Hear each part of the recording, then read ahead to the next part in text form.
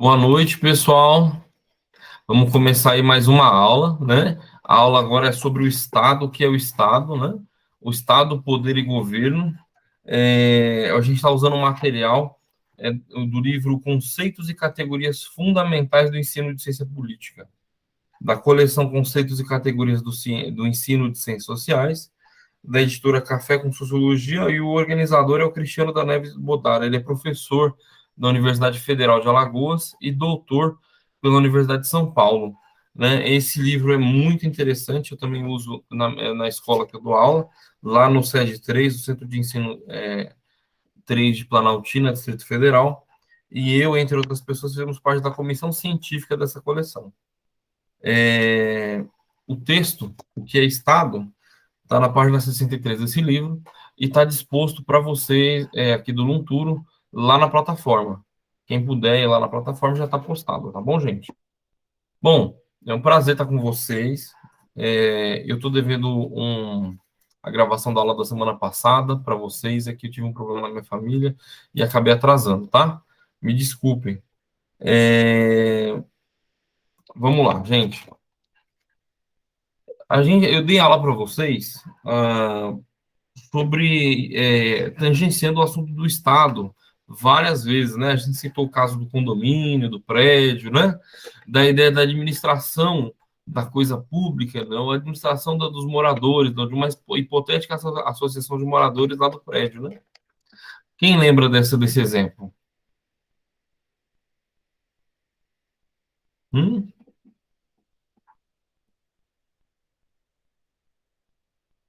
Vocês estão aí, gente? Quem lembra desse exemplo?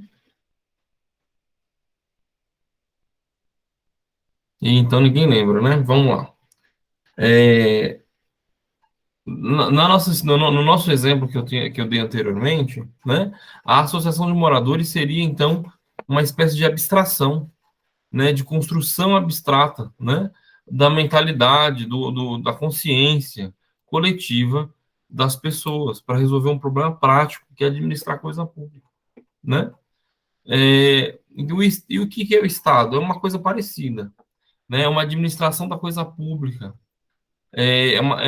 expressa sentimento de comunidade, ou a ideia de pertencimento a um território, a um espaço, né? E em referência a um poder legítimo, né? O Estado faz referência, então, a um fenômeno político diferente, porque não tinha Estado antes, né? O Brasil tem um Estado, mas nem sempre o Brasil teve um Estado. O Brasil já foi colônia. Antes do Brasil ser colônia e colonizado, né? Haviam vários povos que habitavam, ainda existem vários povos que habitam o Brasil e que não formam estados, mas formam comunidades. O Hegel, o filósofo alemão, dizia o seguinte: a sociedade que não tem Estado não reflete sobre si mesma, né? Não tem consciência de si para si.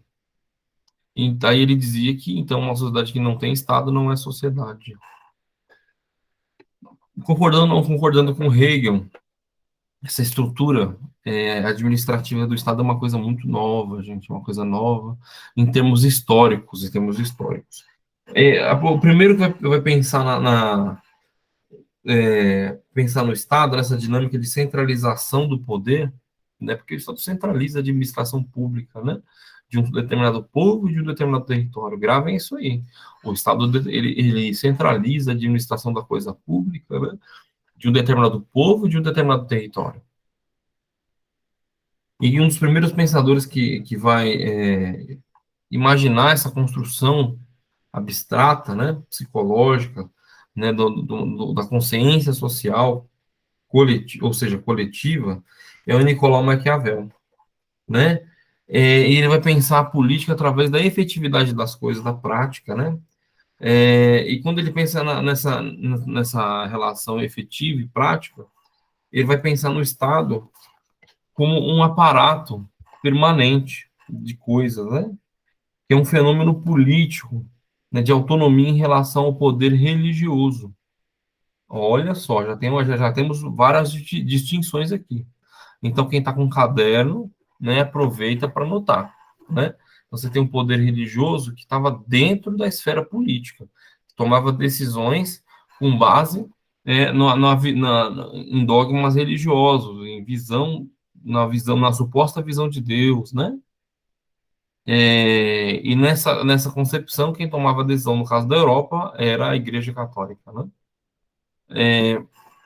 A partir do Nicolau Maquiavel, o Estado ele é resultante das forças humanas, não mais resultado das forças divinas. Gravem isso que isso pode cair em prova, viu, gente? O Estado ele não é uma relação das forças divinas, mas das forças humanas. Isso é uma questão muito importante, gente. Tá bom? Por quê, professor? Porque, lembrem, primeiro, a construção do Estado, ela é recente historicamente, né? E a administração da coisa pública passava pela esfera, né, do mágico, do imaginário, do ilusório, ou ou do sagrado. O sagrado, então, perpetuava, né? O sagrado perpetuava o poder por meio da distinção do mágico, dos dogmas religiosos. Nem sempre houve Estado, mas a administração da coisa pública em comunidade acaba existindo no seio da coisa pública, no ajuntamento humano coletivo. Então, quando a gente tem muita gente junta, acaba existindo algum tipo de força que vai se fazer presente para administrar a comunidade. E é esse tipo de força que administra a comunidade, né? Ela varia no tempo, mas historicamente, até até 500 anos atrás, até o século XV, pelo menos, é, a, a, a religião se fez muito presente na administração do Estado, com algumas exceções. É, então, existia uma relação direta, por exemplo, entre o Império Assírio, né, os egípcios, é, os fenícios, vários povos da antiguidade que formaram comunidades grandes, e a gente não pode chamar exatamente de Estado, né? Porque não é o Estado moderno e como funciona hoje, mas a gente pode dizer que a administração pública dos problemas coletivos que existia assim naquela época se baseou muitas das vezes em questões religiosas, né? É, o Império Sírio-Acadiano, o Império Egípcio, se baseou no poder da fé, dos dogmas das religiões daquela época, né? Então, isso é muito importante distinguir que o Estado moderno ele não se pauta, né, através da religião. E eu estou me contendo nesse assunto, nessa parte do Estado, porque isso é muito importante, tá bom? É, o Maquiavel ele vai entender, então, que o Estado é resultado das forças humanas. Isso está bem lá no topo da página 64. Né? No final do capítulo, do parágrafo que vem da página anterior, está lá, o Estado ele é resultante das forças humanas, ele é fruto das relações entre homens, né? E não mais das relações entre homens e o divino. Beleza, gente? Então, e quem nomeava os reis naquela época, as lideranças políticas, era o próprio Papa, né? A partir dessas concepções, o poder vai ser, ele tem uma relação completamente diferente. As regras para o exercício do poder, ele vai passando dos contratualistas de Maquiavel para os contratualistas e dos contratualistas aos marxistas. E é uma concepção que vai perdurar, a concepção do poder humano, né? A concepção de que o poder é uma organização da sociedade. Então vamos lá. O Maquiavel ele começa a pensar sobre esse processo. Depois dele, existem grandes pensadores chamados contratualistas. Alguns deles eu vou citar aqui, né? O Hobbes, que falava do Estado soberano, né, em preservar a vida e a segurança, porque sem o Estado haveria guerra civil entre as pessoas, né? O Rousseau, que falava em igualdade para todos, e que o soberano tem que estar ao lado do povo, né? E falava já sobre democracia e soberania popular. O John Locke falava da legitimidade da construção do empreendimento, da propriedade privada, do direito natural, né? E da propriedade, ou seja, da defesa da propriedade. Para ele, o Estado tinha um objetivo claro, que era defender a propriedade privada. Mas em todos esses contratualistas, como eu já citei, né, o Hobbes, o Rousseau e o John Locke, é, a, a, todos eles eram em uníssono a construção que vinha a partir de Maquiavel, a ideia de que o Estado tem que ser organizado, né, o seu governo ele é organizado a partir do povo, a partir da necessidade dos seres humanos, a partir da necessidade de homens e mulheres, naquela época só homens, né? É, e a partir dessa realidade, o divino, né, ele fica restrito em outras áreas. Beleza, gente? Vamos lá. Entre os séculos XVI e XVII, vai nascer a ideia de indivíduo. Indivíduo. Por quê? Gente, na construção do Estado e da sociedade moderna, tem um autor que não está aqui nesse texto hoje, mas eu acho que vale a pena comentar, que é o Emile Durkheim. Ele falava da divisão social do trabalho. E conforme a industrialização, conforme a construção de uma sociedade mais complexa, a divisão social do trabalho faz com que a conexão principal entre as pessoas em sociedade seja o trabalho. E se a conexão principal entre as pessoas em sociedade é o trabalho, o que vai acontecer? Todo o resto, todo o restante, ele fica à mercê de outros acontecimentos. Por exemplo, antigamente, para você fazer parte da sociedade, você tinha que comungar os mesmos rituais, beleza? Então, por exemplo, no Império Francês, lá no século XV, o rei era católico, todo mundo era católico. Na Inglaterra, lá no mesmo período, quem lembra ainda do Henrique VIII? O Henrique VIII, ele separou da Igreja Católica, que ele queria divorciar, e ele rompeu com a Igreja Católica e fundou a Igreja Anglicana. E de uma hora para outra, todo mundo tinha que ser anglicano, né?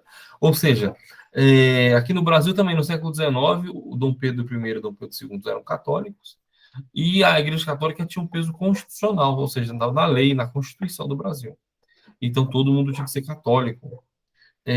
Hoje, com o desenvolvimento das forças produtivas, né, a conexão das pessoas se pauta em outras relações sociais. E, segundo Emile Durkheim, essas relações sociais são mediadas pelo trabalho, pela divisão social do trabalho. As pessoas não precisam mais comungar, né, dos mesmos rituais, quais sejam. Né? Por exemplo, se a gente vai numa igreja católica, tem a genuflexão, certo? Se a gente vai, tem a caridade, o confessionário, entre outros rituais da igreja, certo? Então, a partir desse momento, quem não participa numa sociedade menos complexa, quem não participa desses rituais, quando o Estado é mediado pela religião, né? Quando o Estado ele é mediado pela religião, você pode não conseguir emprego, não conseguir, por exemplo, que a água chegue encanada na sua casa, né? Porque, ó, fulano ali não é fiel, né? Ele não é dizimista, não entrega o dízimo, não é da religião, ele não é cristão, não é católico, né? E a partir daí, a interação social da pessoa com o mundo diminui. Isso acontecia muito. Em algumas cidades do interior do Brasil, até hoje acontece. Quando você não coaduna da mesma religião que a maioria, você acaba não participando, né? Da interação social, da construção social, né? Da interação entre as pessoas. Porque quem não comunga dos mesmos rituais fica de fora da interação social. E aí, quando o Estado ele passa a ser laico, né, organizado através das demandas humanas e não religiosas, a igreja fica na esfera da voluntariedade, ou seja, vai para a igreja quem quer, tem a fé quem quer. E aí, a participação das pessoas na sociedade é mediada pelo trabalho. Então, o Estado moderno, ele é construído sobre alguns pilares. O principal deles, né, é a propriedade privada dos meios de produção. Produção do quê, gente? Dos víveres, aquilo que a gente precisa para viver, né? Então não adianta ter uma fábrica de alguma coisa que a gente não usa. Não adianta ter vamos supor a Nike. A Nike é importante que produz materiais esportivos, tênis, etc., né, que são úteis ao dia a dia das pessoas. E aí se vende a imagem de que tudo que a Nike produz não só é útil, mas é o mais útil possível, é dos melhores. Então, vai fazer muito bem para você se você usar algum aparelho da empresa Nike ou qualquer outra empresa. Mas a ideia, né? A ideia que fica é que nosso sistema produtivo, né? A ideia que fica no nosso sistema produtivo, ele organiza a sociedade, né? E o Estado a partir de algumas categorias-chave. E quais são essas categorias, gente? A propriedade privada, o trabalho assalariado, né? E a divisão social do trabalho. A divisão social do trabalho.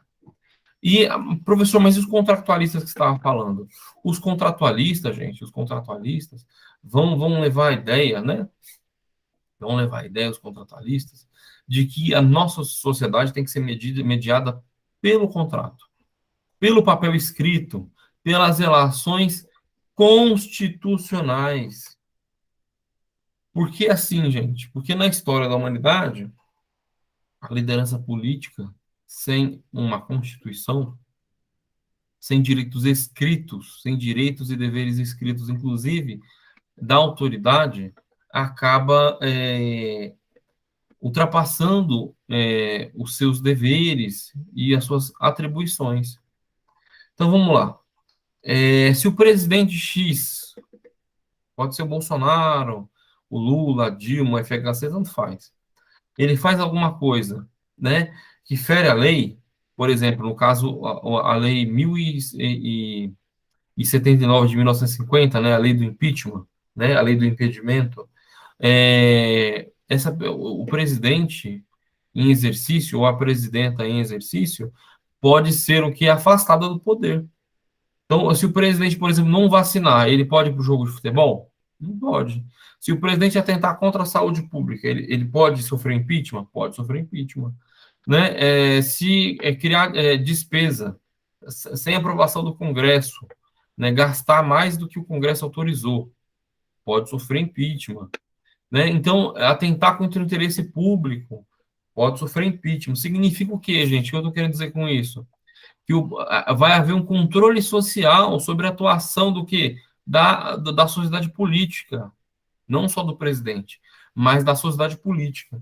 Bom, se a gente está falando de contrato social, o contrato social, então, ele é mediado entre as pessoas da sociedade civil. A sociedade civil se junta, as pessoas se juntam e criam um contrato social. Um documento escrito sobre os direitos, os deveres, como executar esses direitos e deveres, etc. A partir desse contrato social, né, as regras vão ficando claras, né, para a observância do que se deve fazer em sociedade, do que não se deve fazer, né? A partir daí, vai nascer a ideia de uma administração, aliás, a ideia de uma sociedade política. Porque lembra que tem que eu falei a definição, né? Da sociedade civil, quando ela se junta para definir a Constituição, definir quem serão os representantes e quem vai administrar a coisa pública, como vai ser feito isso, né? E aí a gente imagina, então, o processo, no caso de uma república, né, de uma Assembleia Nacional Constituinte, onde se convoca o poder originário, a sociedade civil organizada. A sociedade civil, que ela vai eleger seus representantes, e esses representantes serão uma parte da sociedade civil, que a gente vai chamar agora de sociedade política. Então, sociedade civil, sociedade política, são duas partes de um todo, que é a sociedade. Beleza? Então, os contratualistas vão estabelecer a ideia de um contrato social. Esse contrato social vai ser administrado pela administração pública, né? As pessoas que vão estar dentro desse território vão ser administradas por uma coisa, por uma tecnologia social nova. Que tecnologia é essa, gente? É o Estado. Beleza? Vamos lá. Então, eu já falei um pouco do Hobbes, né, do Locke e do Jean-Jacques Rousseau, né? A preocupação do Hobbes, do Locke e do Rousseau reside na forma como se deve organizar o poder político, ou seja, na engenharia estatal que deve ser construída para garantir segurança à vida, liberdade na esfera privada, igualdade e paz. Então, as pessoas nascem iguais em direitos, as pessoas têm direito à paz, têm direito à vida e liberdade na esfera privada, né? E a direito à segurança. Que segurança é essa, pessoal? é a ideia de um julgamento justo, todo mundo é inocente até que se prove o contrário. Ninguém pode ser preso sem uma lei que defina com anterioridade que aquilo que se fez é crime. Todo mundo tem direito a um julgamento justo, etc. Esse é o princípio dos contratualistas, gente. Construir um Estado que defenda a segurança jurídica, a liberdade na esfera privada, a igualdade e a paz. Né?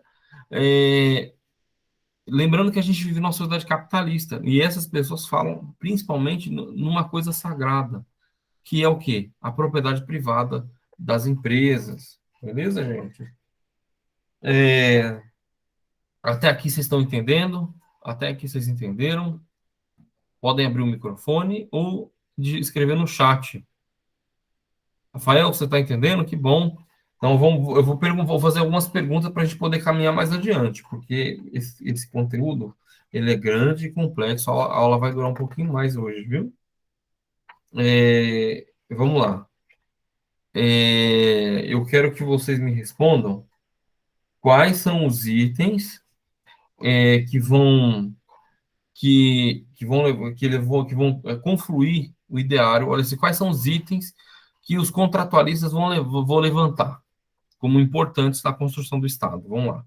Eu vou citar um: segurança. E vocês citem os demais. Vamos lá. Eu acabei de falar sobre eles. Quem vai responder para mim?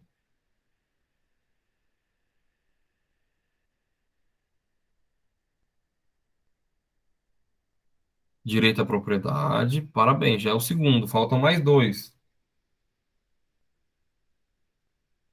Isso vai estar impresso na Constituição. Mas os direitos. Pode falar, João. Abre o microfone. Direito à vida, né? Que está implícito no direito à segurança. Alguém falou direito à propriedade, já são dois. Voltam dois. Direito à paz, três, falta só mais um. Direito ali,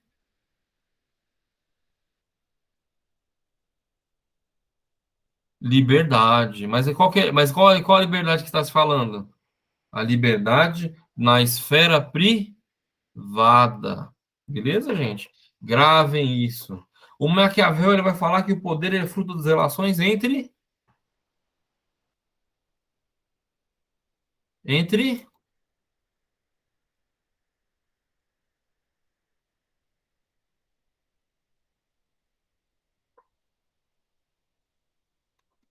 O Maquiavel vai falar que o Estado ele é resultado das forças. Vamos lá, gente.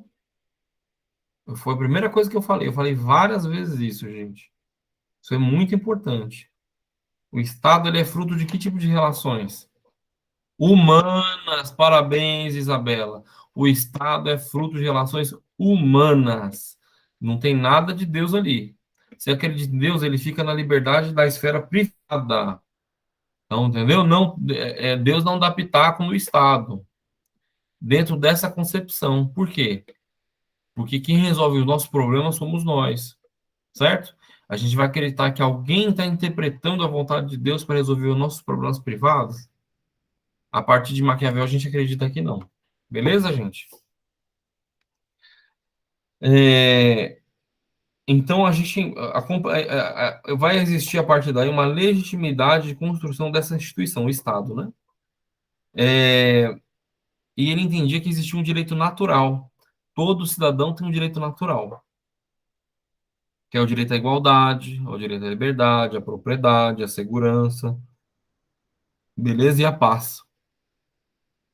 Gente, mas eu quero que vocês gravem isso. A gente está falando de um Estado capitalista.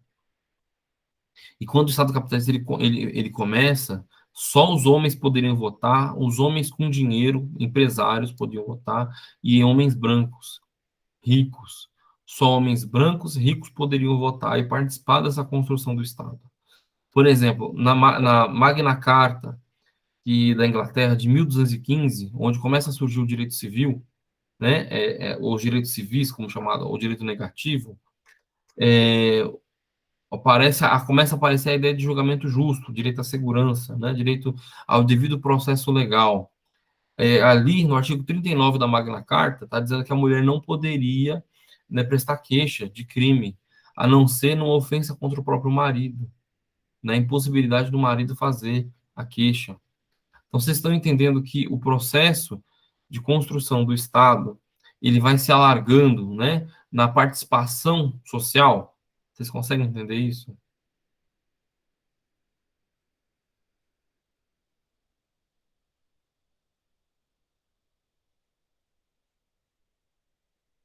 Vamos lá, gente.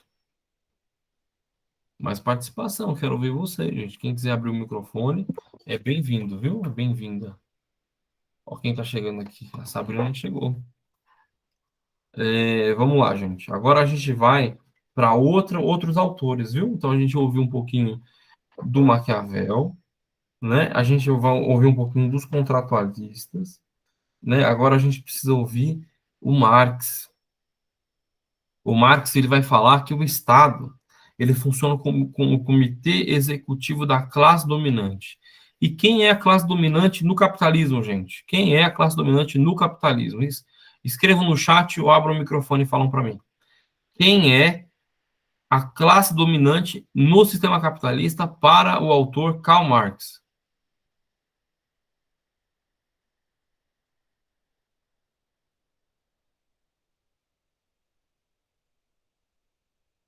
Vamos lá, gente. Escrevam aí. Quem é a classe dominante no sistema capitalista ou no Estado capitalista para o autor Karl Marx? A gente já falou isso em aulas passadas, pessoal. Vamos lembrar. Quem é a classe dominante para Karl Marx a partir da sociedade capitalista? Na sociedade capitalista, quem é a classe dominante, gente? Para Karl Marx. Quem é a classe dominante? Isabela, Emily, Ellen, João, Sabrina, Fernanda, Rafael. Quem é a classe dominante? Isso, João, os burgueses, a burguesia, os empresários. Bem-vindo, Rafael. Bem-vindo, Rafael. A burguesia, os empresários, eles são a classe dominante. Os empresários, a burguesia, né? Os capitalistas, esses são a classe dominante na sociedade capitalista, são o que? Os empresários. E então, para Marx, os empresários, lembra do John Locke, que eu acabei de falar do John Locke, do Hobbes, né, do Thomas Hobbes, falei também de outros autores aqui, vocês lembram? Eu falei deles aqui, falei que eles são, né, contratualistas, mas eles defendem que a propriedade privada. E quem é que tem propriedade privada na sociedade capitalista? Quem? Os? Os? Gente? Os? Sabrina, Isabela, Emily, Rafael, Fernanda, João, Ellen, os empresários. Parabéns, Isabela. Os empresários, eles vão construir o Estado, então, para suas necessidades. Na ótica de Karl Marx e Friedrich Engels, né, o Estado ele emerge, ou seja, ele surge das relações reais de produção. Então, na sociedade que a gente vive, se vende a ideia de que nós somos iguais, de fato, né? Todos os seres humanos, eles se imaginam como iguais e lutam por igualdade. Porém, nas relações reais da vida, né, a gente vê que uns moram melhores do que os outros, que uns têm sistema de saúde melhor que os outros, que uns vivem melhor do que os outros. Quem são essas pessoas que vivem melhor que os outros? Numa sociedade capitalista. Numa sociedade capitalista, quem vive melhor do que a maioria? Quem, gente? Os burgueses, os empresários. Parabéns, João Vitor. Então, para Marx, essas relações reais de produção, né, vão definir a divisão material da vida. A produção material da existência vai definir, então, quais são as posições de cada um na vida, na sociedade, nas cidades. A gente olha para a cidade, gente, onde a gente vive, como a gente come, como a gente bebe, como a nossa casa, a gente vai ver que o fulano que mora ali, ele está diferente de nós pelos bens materiais que ele tem e como ele adquire eles.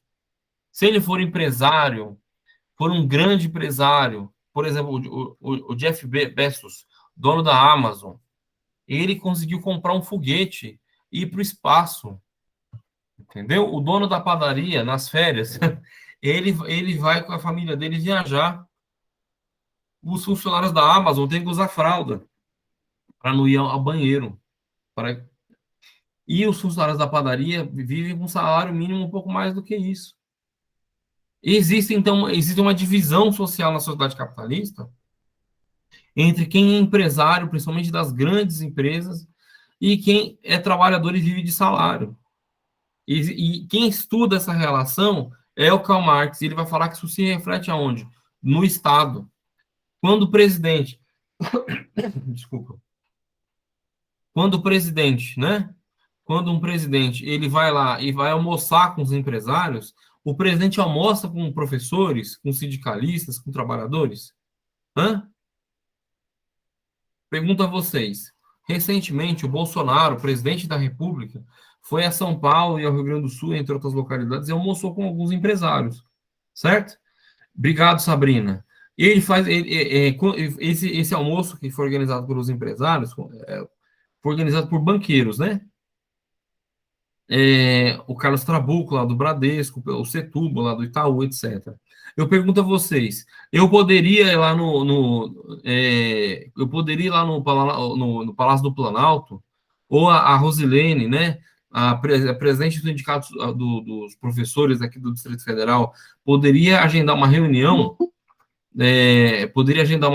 com o Bolsonaro? Ele receberia a gente? Sim ou não, gente? Então, essa influência política que a gente vê na cara dura, essas relações materiais vão demonstrar que o capitalismo age para construir o Estado, gente. Tá aí, pessoal, a lista de chamada, a professora Bruna colocou aqui no chat, viu, gente? Assine a lista de chamada. Então, na sociedade capitalista, os empresários têm uma influência direta, o que no Estado, os empresários têm influência no Estado.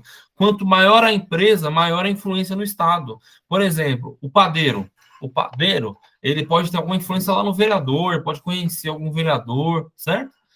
E o dono do Bradesco, ele pode conhecer diretamente o presidente. Por exemplo, quem administrava o BTG Pactual, aquele banco grande, o BTG Pactual, era o Paulo Guedes. Paulo Guedes administrava um banco. Paulo Guedes é banqueiro. O Amoedo foi candidato a presidente da República lá em 2018. Ele é banqueiro, né? Henrique Meirelles, banqueiro. Essas pessoas têm muito dinheiro. E aí o pobre, quem é o pobre? O pobre é aquele que não tem. A gente também tem que cuidar, tem que ver o que. O pobre não é aquele que não tem, aquele que trabalha e não tem, e que recebe menos. Essas pessoas têm menos influência onde? No Estado. Beleza, gente? Vamos caminhando aqui no texto. Então, a burguesia, enquanto classe dominante, estende seu poder ao Estado, que passa a expressar seus interesses por meio do sistema de educação, de justiça, de tributação, dentre outros sistemas existentes. Ou seja, a influência dos empresários, ela se dá através do sistema de educação, escolas privadas, escolas públicas, do sistema de justiça. Eu vou dar um exemplo do sistema de justiça. Uma senhora foi presa semana passada, ficou 18 dias preso, porque ela tem 5 filhos e não consegue, e está desempregada, não tem trabalho, e não tem condições de sustentar os seus filhos. Aí ela assaltou e furtou o mercado e comprou e roubou comida para alimentar os seus filhos. E ela foi presa. Ela foi presa e ficou 18 dias presa. 18 dias presa. A Justiça, acho que de São Paulo, né, primeira instância, segunda instância, manteve essa senhora presa por 18 dias com crianças precisando da mãe para que fossem cuidadas, e a Justiça manteve ela presa. Agora eu vou contar outra situação. Em Minas Gerais, uma senhora queria viajar com seu coelhinho no avião. E a justiça multou a empresa Azul, né? Porque a empresa Azul não deixou ela viajar com seu coelhinho. E a justiça foi rápida, deu liminar favorável a essa mulher rapidamente. É, enquanto uma mulher ficou 18 dias presa porque furtou comida, a outra queria viajar com um coelhinho e a justiça foi célere, foi rápida. Isso são exemplos de que o Estado age de forma diferente a depender de quem demanda o Estado. Entenderam, gente? Como funciona a sociedade capitalista? A partir da ótica do Marx, do autor Karl Marx. Vocês entenderam isso? A sociedade política, aí o Antônio Gramsci, ele vai fazer ele é marxista, né? Ele era marxista, é italiano, e ele vai fazer uma leitura da obra de Marx e vai fazer uma interpretação da obra do Marx. Ele vai dizer o seguinte, que a sociedade política é composta por um conjunto de mecanismos por meio dos quais a classe dominante detém um monopólio legal da repressão e da violência. Então, vamos lá. A polícia, a gente entende que ela detém um monopólio da violência, e por isso que ela pode chegar para nós em determinados horários, de determinadas formas, e exercer até a violência simbólica e material, efetiva, física, porque a polícia é um braço do Estado, e a gente elege pessoas para administrar o Estado, e a polícia representa, então, em tese, a nossa vontade, a vontade coletiva. Mas em sociedade capitalista, quem exerce o poder sobre as polícias e as forças de segurança, segundo o Antônio Gramsci, aqui na página 65, o poder de polícia, ele acaba sendo influenciado pelos capitalistas. Eu vou dar um exemplo. Em 2014, nós tivemos uma greve muito grande na Embraer, aquela empresa de avião lá de São Paulo, em São José dos Campos. Em fevereiro desse ano, mais de 4.000 pessoas foram demitidas dessa empresa, lá da Embraer, e teve uma greve muito grande contra a demissão dessas pessoas. A greve é um direito constitucional, está na lei. Lembra dos contratualistas, gente? A greve está na lei. O que a polícia fez? Respeitou a greve ou desceu o cacete nos grevistas? O que vocês acham que aconteceu?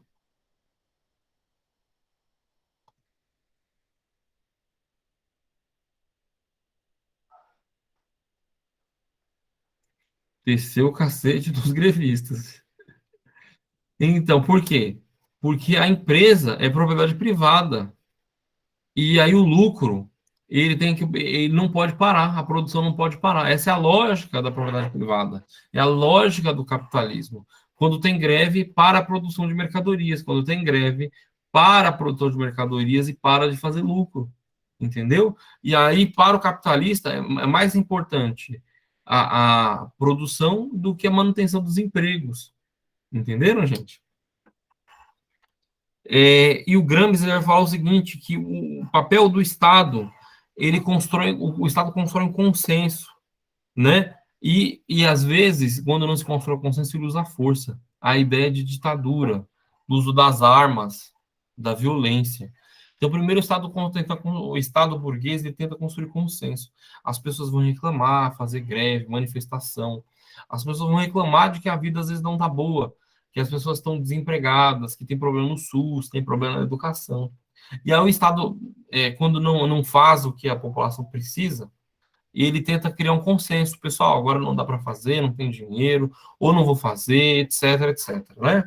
Por exemplo, está aumentando o preço do gás. Aí o Paulo Guedes fala o seguinte, não, é assim mesmo, a inflação, tal, etc.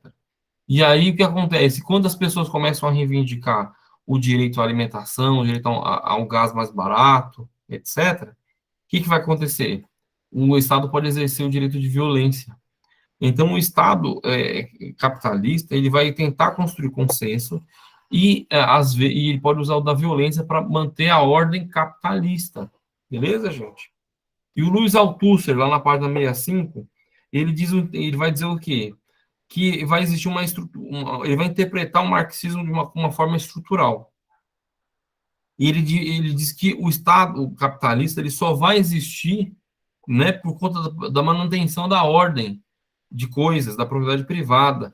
Então, na ideia de construir uma máquina de dominação para garantir a ordem capitalista, ou seja, garantir às classes hegemônicas, ao empresário, o controle dos trabalhadores, da massa social da população. Beleza? Tem um trechinho que eu vou ler para vocês, está escrito assim, olha. O conceito de aparelho ideológico do Estado, isso quem escreveu foi o Althusser, permite pensar o campo da ideologização constituído pelas diferentes igrejas, o sistema escolar, os partidos, a imprensa, os sindicatos, o mundo cultural e esportivo, ou seja, todo o conjunto de organizações que formam o sistema das ideologias articuladas sobre as práticas materiais, onde se produzem mecanismos de inculcação e assujeitamento ideológico. O que eu quero dizer com isso? Que as pessoas são levadas a acreditar de que o estado atual de coisas é bom para elas. E aí as pessoas não se revoltam. É a ideia de que a gente vive num lugar onde é bom, onde e não tem saída. A gente não tem saída. A ideia de que as coisas vão ficar assim e se mudar pode piorar. Entendeu? É a inculcação de que a realidade não pode mudar. O Estado capitalista ele funciona nessa construção de consenso de que o estado de coisas não vai mudar. E quem disse isso foi o Althusser, tá bom? O Antônio Gramsci, então, ele entendia, né, da construção de hegemonia política a partir dos empresários, né, no Estado capitalista, né, para a criação, para o uso da violência e na criação de consenso, quando quando for possível usar o consenso, quando não é possível usar força, né? E o Althusser ele fala que vai haver um poder ideológico na construção, né, da inculcação dos valores capitalistas. Eu vou dar um exemplo. Certa vez eu fui visitar uma ocupação aqui em Planaltina, Distrito Federal, e a ocupação, acho que Dandara, aqui do lado da BR-020. E aí eu fui conversando com as pessoas que estavam ocupando o terreno, um terreno baldio, que estava devendo muito de imposto para o governo, e as pessoas foram morar pagando aluguel, desempregadas, situação difícil, e as pessoas foram ocupar o terreno. Beleza, eu fui conversar com as pessoas de lá. Aí uma senhora, ela era evangélica de uma igreja X, não lembro qual era o nome da igreja, acho que era, eu acho que era quadrangular, mas não tenho certeza. E essa senhora me falava o seguinte, que o pastor, ele dizia que o certo era comprar a casa e que Deus ia prover. E essa senhora estava morando de favor na casa de alguém. E que ela ocupou porque ela estava desesperada, estava desempregada, vivendo de bico, e o dinheiro que ela tinha mal dava para comer direito. E que a ocupação do terreno ali foi a única alternativa que ela teve para tentar lutar para ter uma casa própria, ter um lugar para morar, para não ficar de favor da casa dos outros. E a igreja que ela frequentava, que ficava do lado da ocupação, não deixava ela tomar banho lá, não ajudava ela em nada. E ela sofreu muita incompreensão do pastor. O pastor ficou muito afetado pelo fato dessa moça ter ocupado o terreno baldio. Então, o que o Althusser está falando?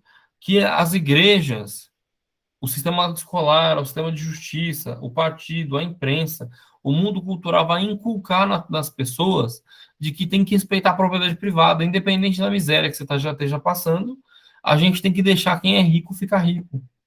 Mesmo que a riqueza adquirida por essas pessoas não tenha sido adquirida de maneira igualitária, de maneira justa. Entendeu, gente? Essa forma de inculcação, né, vai contribuir para manter a sociedade capitalista injusta, como ela é. Beleza? Então, o Althusser vai falar da ideologização. E a ideologia também, o processo de inculcação ideológica, inclui também o sermão da igreja, né? A novela que a gente vê, o programa de televisão, etc. Beleza, gente? O Bourdieu, aí tem outro autor, o Bourdieu vai dizer o seguinte, né, que existem questões relacionadas ao fenômeno da concentração e distribuição desiguais de poder, ou seja, o empresário ele constrói poder através da riqueza, e através da riqueza construída por meio do dinheiro, do lucro, da propriedade privada, esse poder é distribuído, o poder social. Então, o empresário ele vai ter influência no presidente, no governador, no deputado, certo? No vereador. E essas questões vão concentrar e vão distribuir poder. O que vai concentrar e distribuir poder? A propriedade privada, que vai gerar riqueza. E essa riqueza, né, constrói o status e o poder. Tá bom, gente? No final da aula eu vou perguntar, viu? Então, existe um poder simbólico que instaura-se na perspectiva da economia das trocas simbólicas, certo? Estruturante de uma ordem social, mantendo relação com a lógica dos capitais, da violência e da dominação simbólica. Vamos lá. O que significa isso? Significa que quanto mais rico a pessoa, mais a pessoa pode transformar essa riqueza, né, no quê? Em poder político, em poder simbólico. Né? Quando uma pessoa aparece com um carro muito caro, bem vestido, e de ser empresária, essa pessoa às vezes consegue entrar em lugares que uma pessoa sem carro e sem estar bem vestida não consegue entrar. Esse é um poder simbólico que não está relacionado diretamente ao dinheiro, mas tem uma relação indireta com o dinheiro, com a propriedade privada e com o capitalismo. Gerei? Beleza? Beleza, gente. A gente trabalhou até então, né, sobre a organização do poder, da distribuição da dominação simbólica, da construção do poder através do capitalismo e das empresas. Mas agora a gente tem que entender os tipos de Estado, que é o objetivo da aula de hoje. E eu quero que vocês prestem bem atenção nesse finalzinho de aula. A gente vai ultrapassar um pouquinho, uma hora de aula, só um pouquinho, mas eu quero que vocês prestem bem atenção nessa parte. Existiram vários estados, tipos de Estado. E esses tipos de Estado, alguns existem até hoje. O Brasil foi absolutista. O que é absolutista?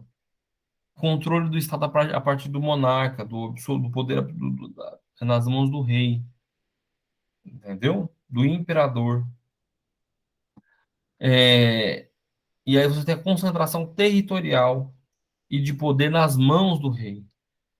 O Estado liberal, né?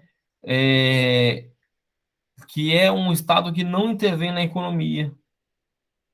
É um Estado extremamente individualista, de liberdade econômica e de respeito à propriedade privada, independentemente da miséria. Beleza? Por exemplo, o Brasil já foi extremamente liberal na Primeira República, de 1889 até mais ou menos 1930. Na Primeira República, por exemplo, não tinha legislação trabalhista, por entenderem que o mercado tem que definir as relações entre as pessoas, entre a empresa e quem trabalha, né? Isso se chama liberalismo, liberdade econômica, beleza? Então, esse é o Estado liberal. Um dos principais pensadores desse tipo de Estado liberal é o John Locke ou Adam Smith, beleza? Tem o Estado totalitário, que tem uma relação direta com o Estado moderno. Isso acontece quando o Estado começa a controlar a vida pública e as liberdades individuais. Né? Quando, por exemplo, você não pode criticar o presidente, quando você não consegue construir sindicato, associação como os jornalistas são perseguidos. O Estado ele assume elevado controle da vida pública e privada dos cidadãos. É considerada a forma mais extrema e completa de autoritarismo. No Brasil teve um regime totalitário durante a ditadura civil-militar. Alguns presidentes foram totalitaristas, né? Perseguindo opositores. Por exemplo, o ex-deputado federal João Willis, ele teve que fugir do Brasil. A filósofa, não é o nome dela? A antropóloga Débora Diniz teve que fugir do Brasil por conta das ameaças bolsonaristas. Ela estava discutindo a questão do aborto, foi chamada pelo STF para poder fazer uma pesquisa antropológica sobre o aborto, e porque ela fez essa pesquisa, ela foi perseguida e teve que ir embora do Brasil. Né? Isso é um Estado totalitário, que não vai defender a segurança das pessoas. Ellen, muito boa, viu? Isso cai na prova, inclusive no Enem, viu? O Getúlio Vargas, ele teve o período do Estado Novo. Esse foi um Estado totalitário. Por quê? Porque não tinha Constituição. Ele agiu conforme o seu próprio interesse, certo? Não tinha regra, a não ser a regra que ele queria, e o regime dele queria, certo? E tem o estado de bem-estar social. O estado de bem-estar social, ele vai promover o emprego, ele vai promover os direitos trabalhistas. O Getúlio Vargas também construiu direitos trabalhistas. Você vê como é que foi contraditório, né? O período do Getúlio foi muito, muito contraditório. Isabela, absolutismo é uma relação direta com a ideia de monarquia, com a ideia de rei, rainha, entendeu? Uma ideia de monarquia, uma ideia de que as pessoas têm liderança política pelo sangue, pelo nascimento. O totalitarismo tem uma relação diretamente com o poder político tomado à força, sem legitimidade. Por exemplo, a monarquia tem uma legitimidade, a ideia de legitimidade divina. O rei, ele é rei porque ele diz que Deus botou ele lá. O, o Getúlio Vargas, ele tomou o poder sem legitimidade do voto. Tem historiadores que dizem que foi uma revolução. E tem outros historiadores que dizem que foi um golpe, o golpe de 30 ou a Revolução de 30, né? Mas, de qualquer forma, teve um período que ele administrou sem Constituição. E esse período a gente pode compreender como um período totalitarista. Beleza, gente? Mas uma coisa é certa: durante o período da ditadura militar, aí sim foi um regime totalitarista. Não teve eleição, não teve Constituição. Por exemplo, tem um autor, um sociólogo português, chama Boaventura de Souza Santos. Ele vai entender que, mesmo quando a gente tem eleição e tem Constituição, a gente pode viver num regime de fascismos, de totalitarismos. Quando você vai trabalhar, o empresário não respeita a legislação. Quando não tem sistema de saúde, quando as pessoas não são ouvidas, quando as pessoas são perseguidas pela sua raça, por ser mulher, por ser gay, são espécies de totalitarismos, de fascismos sociais e não políticos. O fascismo político, o totalitarismo político é uma relação direta com o Estado. E os fascismos sociais e os totalitarismos sociais tem na esfera do cotidiano, do dia a dia. Beleza, gente? O estado de bem-estar social, ele vai surgir principalmente na década de 40, né? Aqui no livro de vocês está dizendo, falando do economista Keynes, mas o principal não está nesse livro. Eu quero que vocês anotem isso, porque não está no livro. O relatório Beverick, eu vou até escrever isso aqui para vocês. Relatório Beverick. Relatório Beverick. Vocês viram aqui relatório Beverick? Está bem aqui no chat. O relatório Beverick, ele é de 1941. Quem vai pedir esse relatório Beverick é o Winston Churchill. Winston Churchill, ele foi primeiro-ministro do Reino Unido. Ele pediu para um dos seus ministros, né, um dos secretários de Estado, a fazer um relatório para construir seguridade social. É uma espécie de cidadania para todo mundo, independentemente do trabalho, se você está trabalhando ou não. Aí nasceu a ideia de aposentadoria, de seguridade social, a ideia de aposentadoria por idade, né? Por invalidez, licença maternidade para as mulheres em gestação, licença parental para homens, pais, né? Etc. Vai nascer aí do relatório Beverick a ideia de cidadania, seguridade social. Beleza, gente?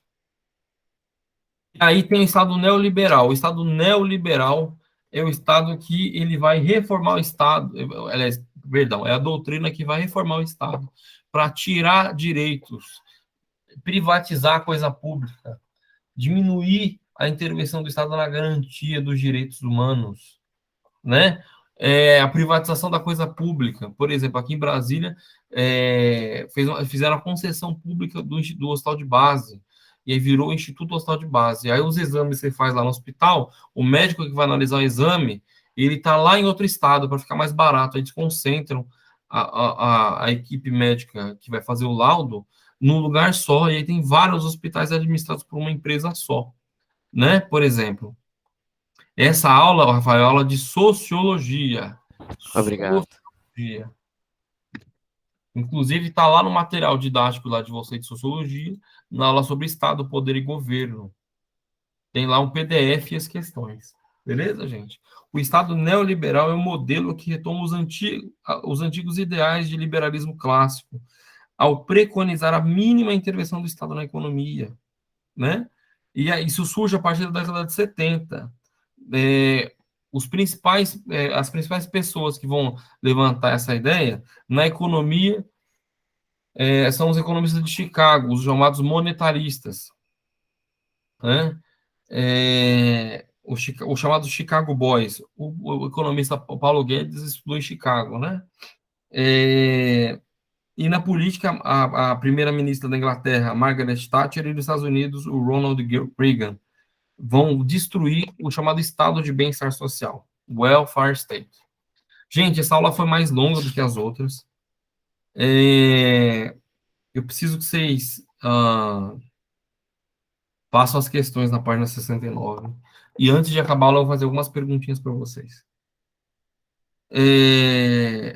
O que significa, como a gente consegue contextualizar a palavra bem público e poder?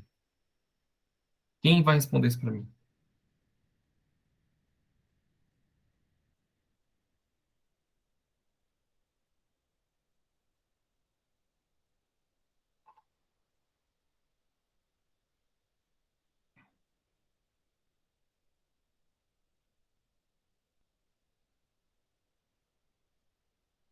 Eu vou repetir a pergunta. Como a gente pode relacionar na ideia de Estado bem público e poder?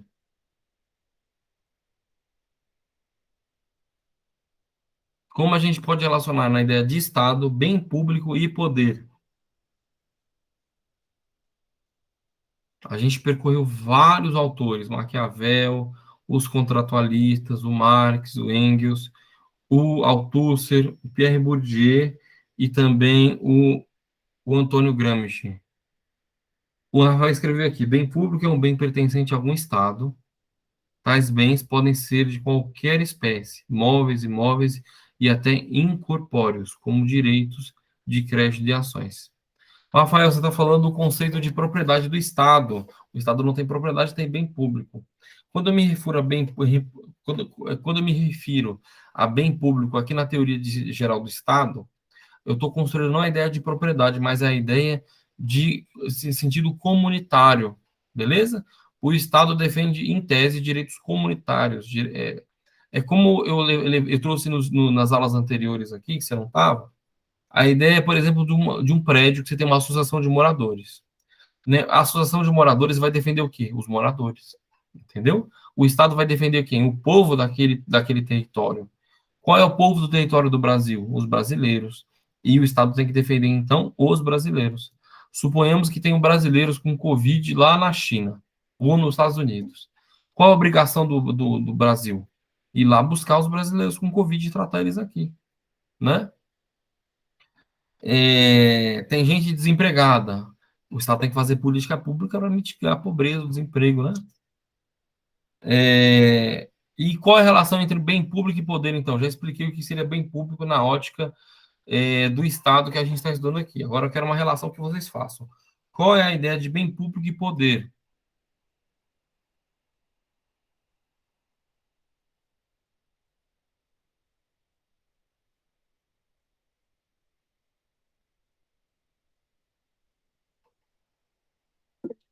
Pode falar, João.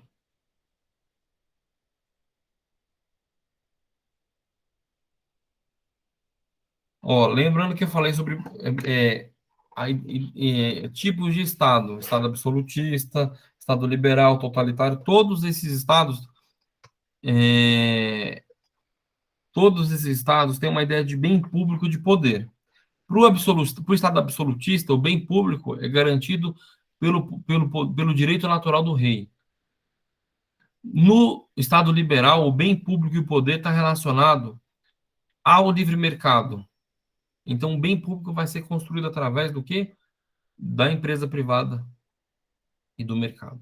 A Emily falou que o bem público é algo que o poder pode garantir. O poder, como ele, no direito natural, por estado absolutista, é uma relação divina, então a realização do poder é a realização do bem público. Tá certo. No Estado liberal, o bem público vai ser construído através do poder do mercado. E no Estado totalitário, o bem público vai ser exercido por quem, gente?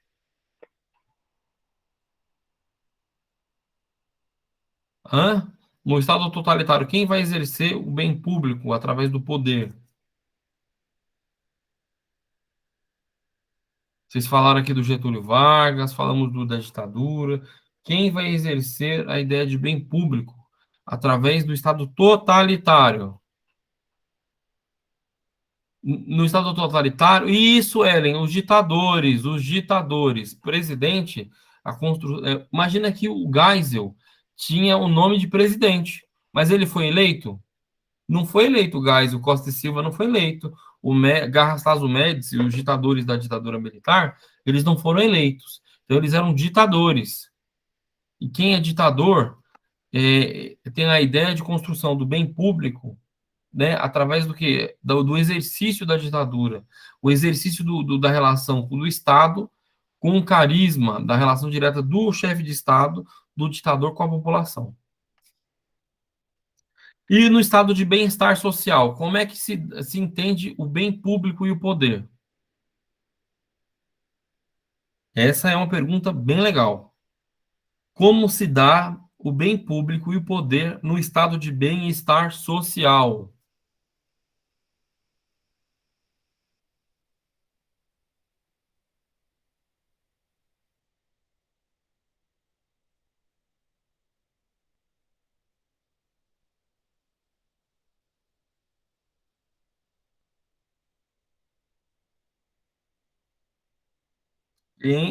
Como se dá a construção do bem público no estado de bem-estar social? Vamos lá, gente. Do estado de bem-estar social, e isso através da construção dos direitos sociais, da igualdade das pessoas, da participação social das pessoas na vida política. No estado de bem-estar social, a democracia se dá de forma mais direta, na construção de consenso, através do trabalho digno, do emprego digno, da moradia, dos direitos sociais, da igualdade, da ideia de igualdade. Então, o bem público se dá no estado de bem-estar social através do poder dividido, o poder partilhado, da participação social para a construção do que? Do bem-estar social, dos direitos de igualdade. E no estado neoliberal, o bem público é defendido como? Através do poder de quem? Esse é o último estado, gente.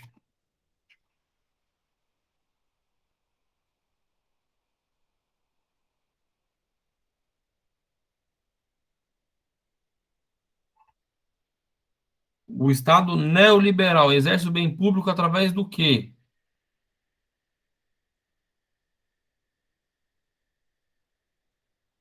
Através do mercado, dos empresários. Deputado, Sabrina, é só representante. Quem manda na sociedade burguesa, no capitalismo, são os empresários, os grandes empresários. Beleza, gente? Pessoal, acabou por hoje. Pessoal, acabou por hoje.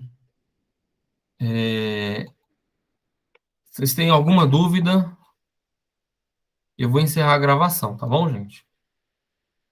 Ok.